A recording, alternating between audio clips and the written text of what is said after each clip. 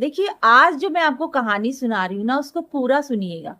जब आप उसे पूरा सुनेंगे तभी आप उसकी संवेदनाओं तक पहुंच पाएंगे।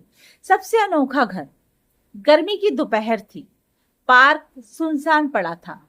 ना झूले पर भीड़ थी, ना मैदान में शोर। सब बच्चे अपने अपने मोबाइल में खोए थे।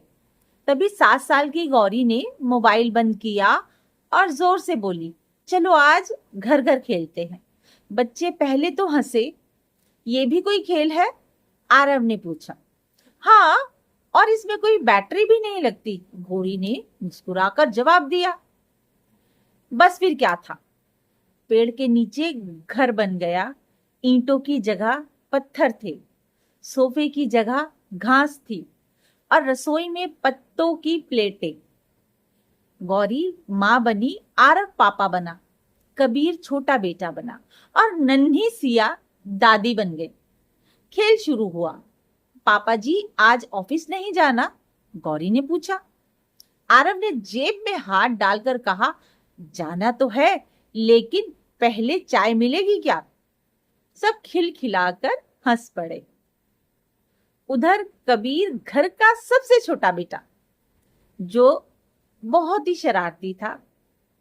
कभी वह पेड़ पर चढ़ जाता, कभी घर से भाग जाता। दादी बनी सिया बार बार कहती, बेटा घर में ऐसे नहीं करते। लेकिन उसकी बात कौन सुनता है? कोई नहीं सुनता घर में, है ना। बड़े हैं, बड़े बुजुर्ग हैं, बोलते हैं तो बच्चे भी ऐसे अनसुना कर देते हैं कभी कभी। थोड़ी देर बाद जब थककर सब बैठ गए, सारे बच्चे बैठ गए, तभी पार्क में बैठी एक बुजुर्ग अम्मा बच्चों के पास आई।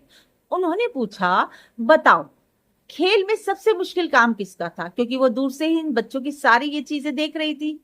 आरव बोला, पापा बनना। गौरी बोली, नहीं, माँ बनना। सिया बोली, दादी बनना सबसे कठिन है, कोई बात ही नहीं सुनता।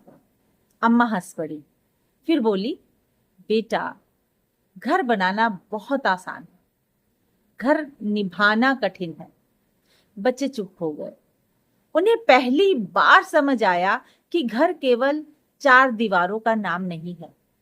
घर वह जगह है जहां कोई थक जाए तो सहारा मिलता है, रोए तो कंधा मिलता है और हंसे तो साथ में हंसने वाले अपने मिलते हैं। शाम को सब अपने अपने घर लौट गए। लेकिन उस दिन वे सिर्फ खेल कर नहीं लौटे थे। वे अपने परिवार को थोड़ा समझ कर लौटे थे।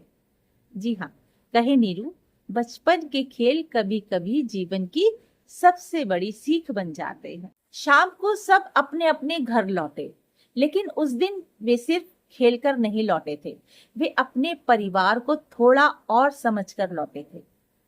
कहे नीरू, बचपन के खेल कभी कभी जीवन की सबसे बड़ी सीख बन जाते हैं। जी हाँ, इसलिए बच्चों को खेलने का अवसर दीजिए, उनको मोबाइल से दूर रखिए, उन्हें वो मिट्टी के खिलौने, वो घर का ऐसा माहौल दीजिए जहां पर वो घर घर खेल सके। हम भी अपने बचपन में खेले थे।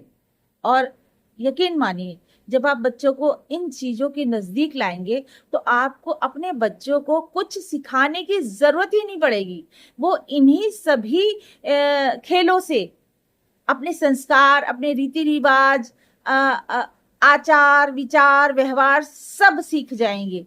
आपको मेहनत करने की जरूरत ही नहीं पड़ेगी। इसलिए बच्चों को खेलों के नजदीक लाएं, मोबाइल से दूर भगाएं। मोबाइल आपको कुछ नहीं देगा। ठीक है? नमस्कार। अपनी विरासत को संभाल के रखें और इस पर गर्व करें। शब्दों को सीखें, नए नए शब्दों को सीखें, नए नए शब्दों के अर्थ सीखें और इस मंच पर बने रहिए।